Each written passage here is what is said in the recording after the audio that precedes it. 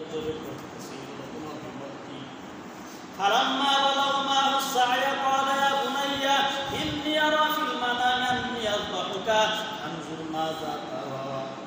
আমি তোমাকে জবে করতে ফানজুর মাযা তারা তোমার অভিমত কি বলো আমি কি তোমাকে জবে করব কি করব না ইসমাঈল আলাইহিস সালাম বললেন ক্বালা ইয়া আবাতি ফা'আল মা তু'মার ও পিতা আল্লাহ তাআলা আপনাকে যা হুকুম করেছেন আপনি হুকুম সম্পূর্ণ করেন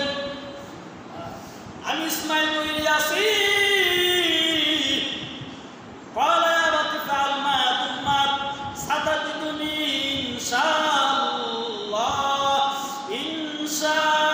ইনশাআল্লাহু মিনাস সাবিরিন হযরত ইসমাঈল আলাইহিস সালাম বলে পিতা আপনি আমাকে ধৈর্যশীল পাবেন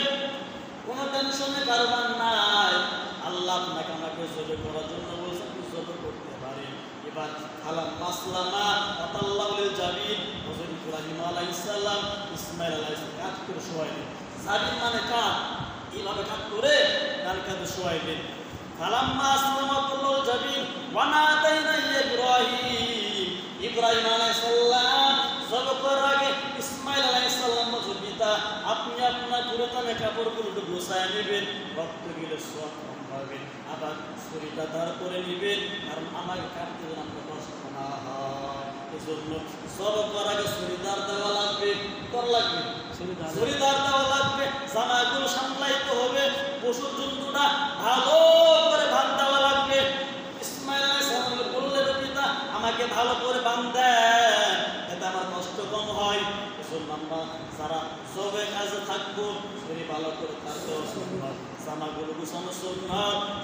পশুটাকে ভালো করে বাঁধ দেওয়া সুন্নাত খেয়াল রাখবো এরপরে ইব্রাহিম আলাইহিস সালাম ইসমাঈল আলাইহিস সালাম গলায় ছুরি চালাইলেন কাটে না এই চেষ্টা করে কাটে না পাশে ছিল একটা পাথর ভিতরে আঘাত করার সঙ্গে সঙ্গে মাথা দুই খণ্ডিত হয়ে গেল এরপর হযরত ইসমাঈল আলাইহিস সালামের একটা পশমও কাটে নাই এই যে চেষ্টা করতেছে কাটে না কেন এই চেষ্টা কর মাথা গরম কাটে না কেন না জানি আমার কুরবানি আল্লাহ কবুল করেন নাই মাথা নষ্ট কি করবে এই ঘাটবাই দিয়ে আছে ছুরি চালাইতে আছে কাটে না কেন এই অবস্থা দেখার পরে আল্লাহ তাআলা নিজে ডাক দিয়েছেন ওয়া নাদাইনা ইয়া ইব্রাহিম হে ইব্রাহিম থামো আর কাটা লাগবে না আর জবে করা লাগবে না ওয়া নাদাইনা ইয়া ইব্রাহিম ওয়াদ সাদ্দাকতা রুইয়া তুমি তোমার স্বপ্নকে বাস্তবে পরিণত করেছো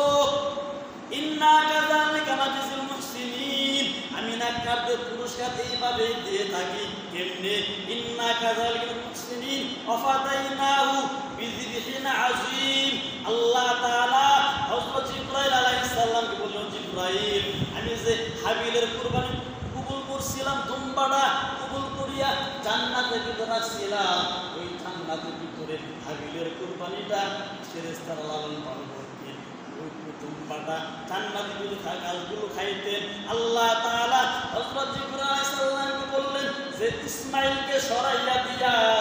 হযরত ওই জান্নাতের দুম্বাটা ছিল হাবিলের ওই হাবিলের দুম্বাটা ইব্রাহিমের শরীরের নিচে রাখে সুবহানাল্লাহ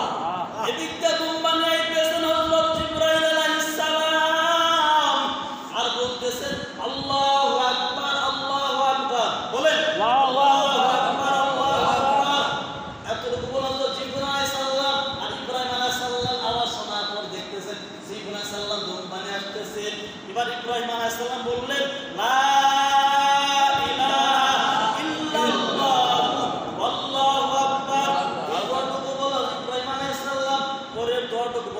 আল্লাহু আকবার ওয়ালিল্লাহিল হামদ এই দোয়াটুকু হযরত ইসমাঈল আলাইহিস সালাম সেখানে করলেন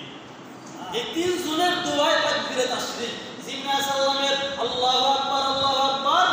হযরত ইব্রাহিম আলাইহিস সালামের দোয়া লা ইলাহা ইল্লাল্লাহু আল্লাহু আকবার ইসমাঈল আলাইহিস সালামের দোয়া হলো আল্লাহু আকবার ওয়ালিল্লাহিল হামদ এটা হলো তাকবীরে তাশরীফ